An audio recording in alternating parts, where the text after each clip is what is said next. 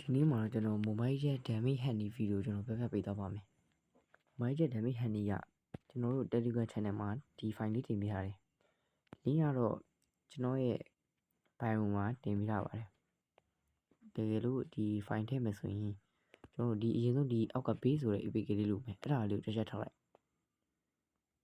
ထောက်ပြီးရင် install တင်လိုက်ကျွန်တော်တို့တင်ပြီးသားဖြစ်တဲ့အတွက်တင်ရမလို့တော့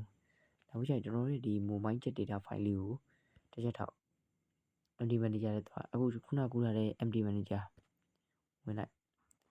ဝင်ပြီးရင်ဒီဘက်မှာ file ဆိုရှိအဲ့ဒါတစ်ချက်ထပ်ဝင် okay ဝင်ပြီးဆိုဒီဘက်မှာညာဘက်ချမ်းမှာ Android ဆိုတာဝင်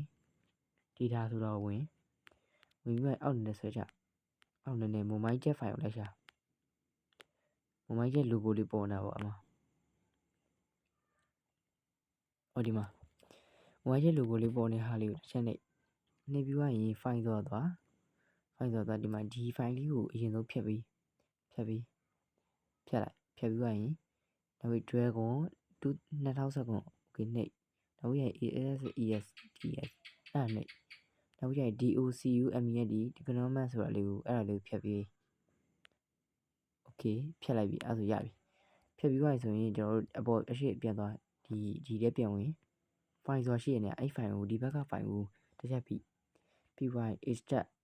ဆိုတာ okay ဒီမှာအမှန်ကြည့်လိုက်ပြီးနောက်ပြီးရင် okay ကိုနှိပ်လိုက်အဲ့ဆိုရင် file ကူးနေဖြစ်တယ်အဲ့ဆိုရပြီ